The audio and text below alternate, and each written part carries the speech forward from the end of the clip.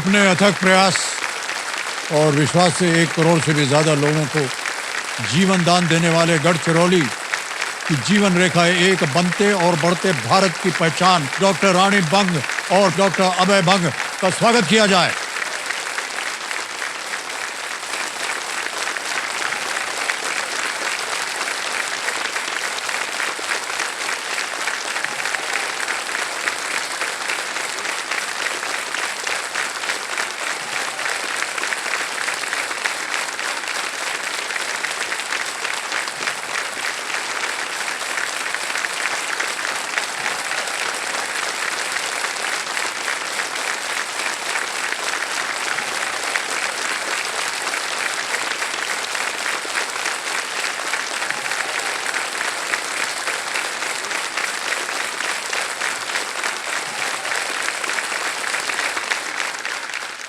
बहुत बहुत स्वागत आपका। अब आपने समय निकाला हमारे लिए।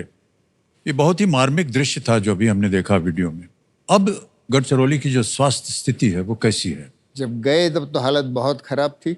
माल nutrition, malaria, child mortality, snake bytes.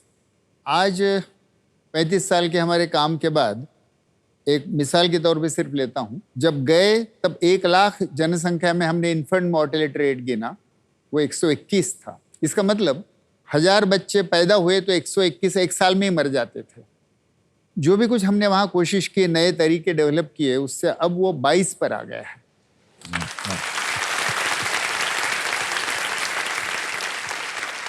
दूसरा ये कि ये जो नवजात शिशु के बचाने की और न्यूमोनिया के जो तरीके हमने वहाँ रिसर्च के रूप में डेवलप किए, उसका असर गढ़चिरौली के बाहर हुआ है। लैंसेट ने उसको पब्लिश किया और इसलिए भारत सरकार ने उसकी नेशनल पॉलिसी में उसको अंतर्भूत किया। तो 10 लाख आशाएं भारत में जो गांव-गांव हैं, वो कुछ हद तक इस गढ़चिरौली मॉडल पर आधारित हैं।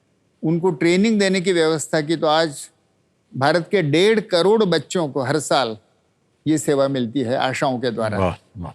तो गढ़चिरौली पर भी असर हुआ और सौभाग्य से भारत पर भी असर हुआ। और भारत के बाहर भी काफी देशों में इसको एक्सेप्ट किया।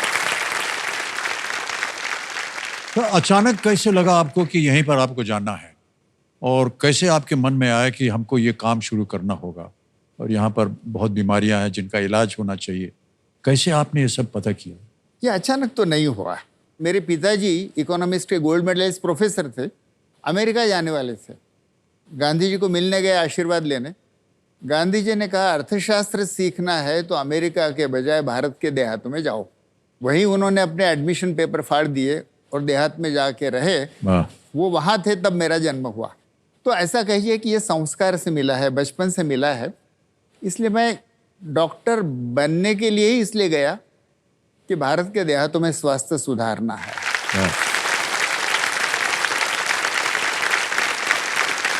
जॉन हॉपकिंस के वहाँ जाने के पहले हमारे मन में यही था कि हम लोग वापस आने ही वाले हैं, क्योंकि हमारे देश में जो कोई समस्या है उन पे रिसर्च विदेशों के डॉक्टर्स करते हैं। क्यों ना हम हमारे देश की समस्याओं पे रिसर्च करें और उसके लिए सॉल्यूशन ढूंढ के निकालें। क्योंकि रिसर्च ने कोई पेपर पब्लिश करना और अपना एकेडमिक करियर बढ़ाना, ये हमारा उद्देश्य नहीं था। तो हमारे लोगों को कैसे उससे मदद मिलेगी, इसलिए रिसर्च करना। तो रिसर्च फॉर द पीपल और बाय द पीपल दोनों भी होना चाहिए, ऐसा हमने सोचा। बहुत बहुत बधाई आपको भाई साहब और डॉक्टर साहिबा। तो जैसा कि आप जानते हैं, हमारा ये जो मंच है, यहाँ पर हम कौन बनेगा करोड़पति खेलते हैं। प्रश्न आते जाते हैं और प्रत्येक सही उत्तर के साथ आपको एक धनराशि प्राप्त होती है। आपकी सुविधा के लिए 3 लाइफलाइन रखी हुई। पहली है ऑडियंस पोल, दूसरा है वीडियो कॉल अ फ्रेंड, तीसरी लाइफलाइन है डबल टिप। सज्जनों, डॉक्टर रानी और डॉक्टर अभय महात्मा गांधी जी के विचारों से काफी प्रभावित हैं और आज यहाँ से जो जीती हुई धनराशि है ये सेवाग्राम आश्रम प्रतिष्ठान को ये समर्पित करेंगे। एक बार फिर आपको बहुत बहुत शुभकामनाएं तथा जो जनता है हमारे, खास तौर से हमारे पीछे, उसमें बहुत से मेडिकल स्टूडेंट्स और डॉक्टर्स भी हैं और वो आपसे कुछ प्रश्न पूछना चाहते हैं आपके कार्य के बारे में। तो अब अनुमति मैं देता हूँ, इनमें से कौन प्रश्न पूछना चाहेगा? जी। नमस्ते सर। नमस्ते मैडम। मेरा नाम है डॉक्टर जिगर मिस्त्री। मैं वलसाड़ गुजरात से हूँ। मेरा आप दोनों से ही एक प्रश्न था कि जैसे आप रोज़ाना हज़ारों दर्दियों का ख्याल रखते हो, अगर कभी आपको ज़रूरत पड़ जाती है तो आपका ध्यान कौन रखता है? Spine surgery. वेल, हम दोनों एक दूसरे का ख्याल रखते हैं, लेकिन आपको दो उदाहरण देता हूँ। रानी को रीढ़ की हड्डी की बहुत गंभीर शिकायत थी और दोनों पैरों में शायद पैरालिसिस हो जाए, तो डॉक्टर शेखर भोजराज रानी की स्पाइन सर्जरी करना चाहते थे।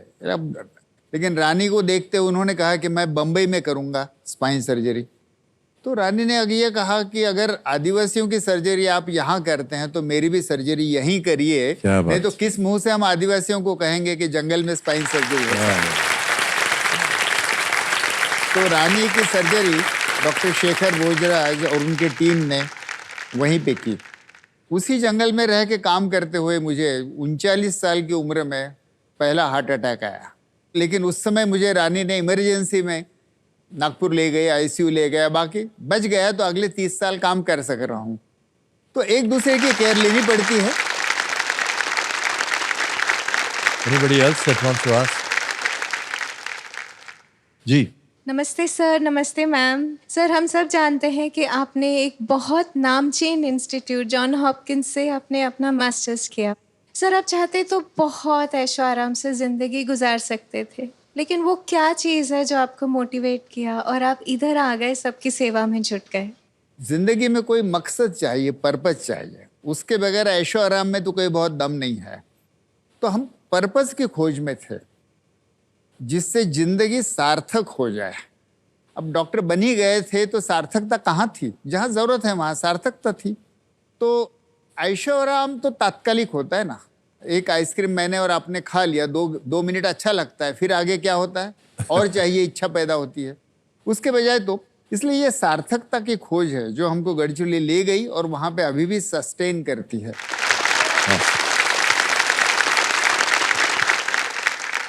नमस्ते सर, नमस्ते मैडम। मेरा नाम डॉक्टर सुराली है। मैंने सुना है कि आपके दोनों बच्चे आपको आपकी अस्पताल माँ दंतेश्वरी में काफ़ी साथ देते हैं। आपको बड़ा गर्व होता होगा उन पर। गर्व तो जरूर होता है।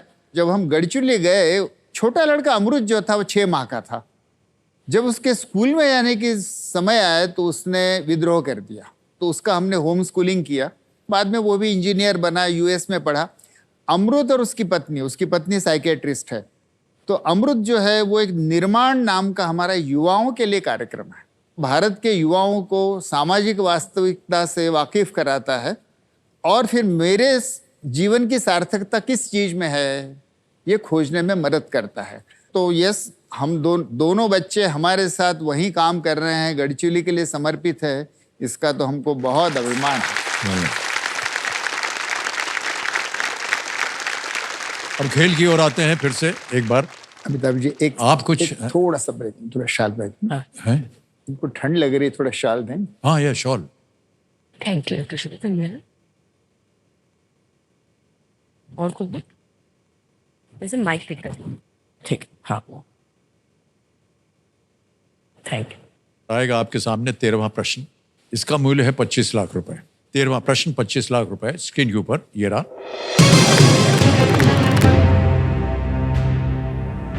कौन सी अभिनेत्री नूतन और तनुजा की मां और काजोल की नानी थी? Which actress was the mother of the actresses Nutan and Tanuja and the grandmother of Kajol? Options: A. Shobna Samarth. B. Hansa Wadkar. C. Shanta Apte. D. Leela Chitnis. Shobhana Samarth. Shobhana sir ए पे कह रहे हैं ताला लगाने के लिए। बिल्कुल सही जवाब दिया।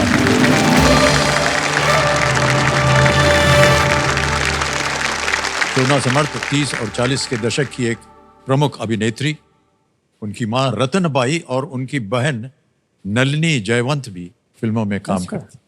शोभना जी ने 1942 की भारत मिलाप और 1943 की फिल्म थी 43 की राम राज्य फिल्मों में मां सीता का पात्र निभाया था।